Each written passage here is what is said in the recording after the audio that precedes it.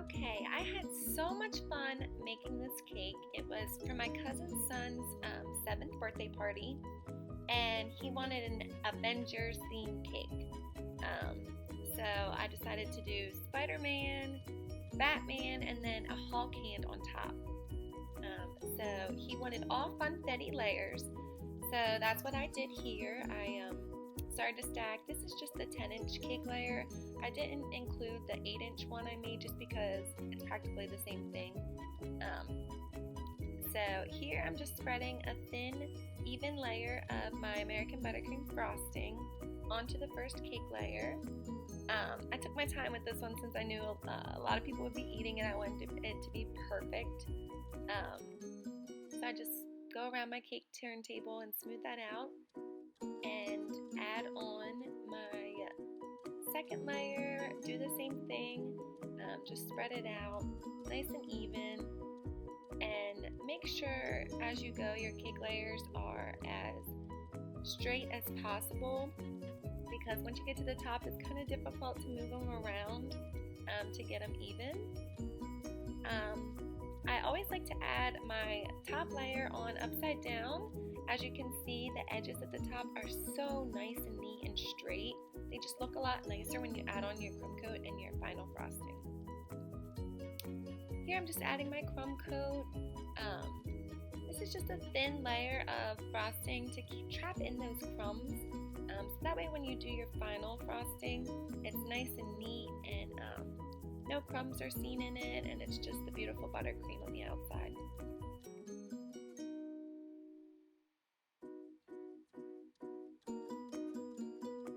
Just smooth that around. Like I said, it's just a very thin coat of frosting. This is where I learned that the thinner the better. That way you can add on a lot more for your final coat. Make it thicker if you want. But we will be adding fondant onto this, so it is important to make sure you get as smooth of a finish as possible. That way you don't have bumps and everything else in the final look of your cake with the fondant on top. So I was actually very happy with how straight and even this turned out. Just pulling in that top edge there with my offset spatula.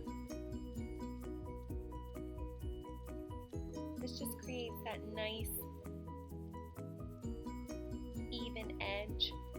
Got a little hot, so I changed into my bathing suit. I was hoping to get out by the pool that day, but I did not make it.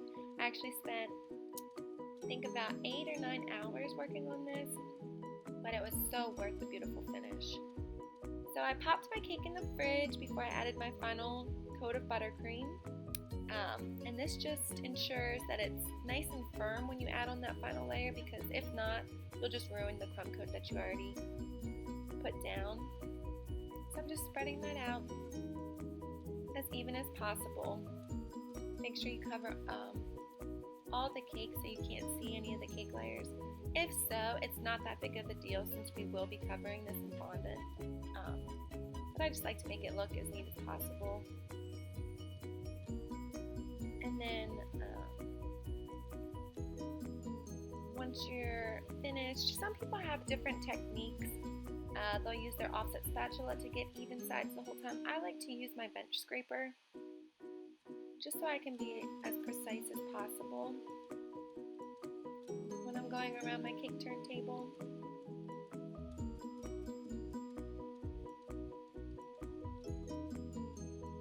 And again, smooth out the top and pull in your edges. And I was happy with this, so I decided to pop it in the fridge.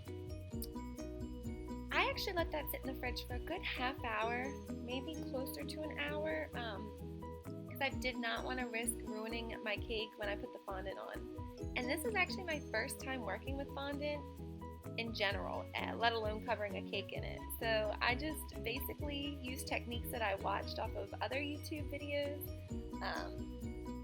As you can see, I accidentally laid it a little too close to me. I had to pick that up quickly and lay that closer to the back side. And you have to work quickly with fondant. It likes to set up, so I'm just using a fondant smoother here, and you gotta just play with it.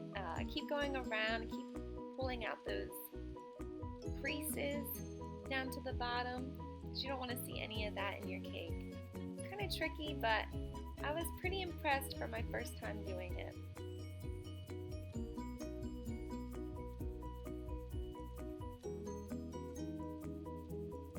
Just smoothing out those sides. I realized that fondant at the bottom was getting kind of heavy, so I had to pick it up, push it closer to the cake, and I ended up trimming it, which is what you need to do to make it look nice and neat anyways. But once I trimmed that excess fondant off, it really was a lot easier to smooth because it wasn't pulling away from the cake like it was before.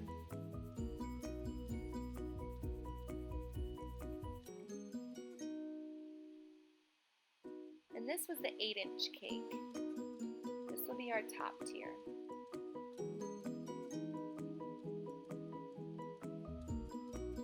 And unfortunately, I don't know what I was thinking, I forgot to video myself putting on the, or finishing the cakes and stacking them and putting on the fondant decorations I had made earlier. So I apologize for that. Next time I will know better. Still kind of new to this.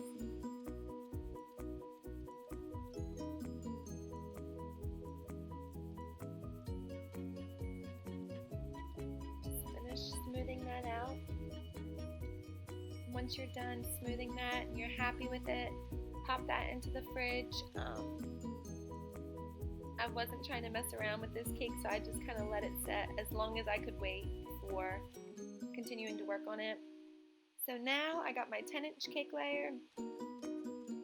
I'm rolling that red fondant, which is going to be the Spider-Man cake, onto my rolling pin. It kind of got away from me a little bit. It was tricky because it's so heavy. But luckily I was able to cover it and just started smoothing that away as I did with the 8-inch cake layer.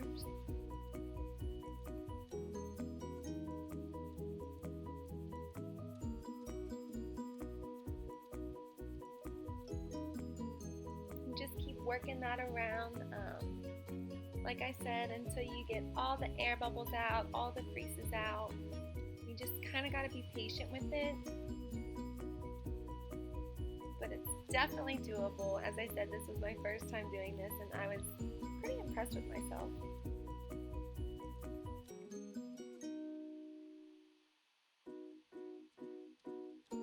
It's important, as with any cake, to trim that excess fondant because it is so heavy.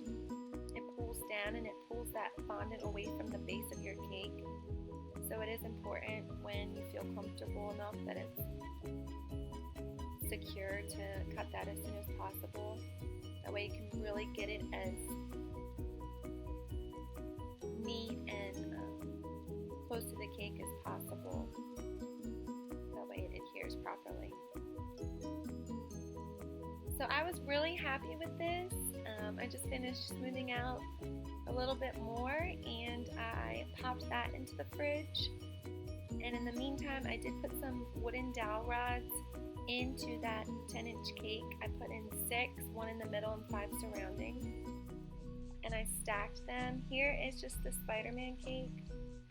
Here, that is the whole can I made out of fondant on top of the Batman cake. And here is the entire cake itself. I had so much fun making this. I hope you enjoyed it. Thank you.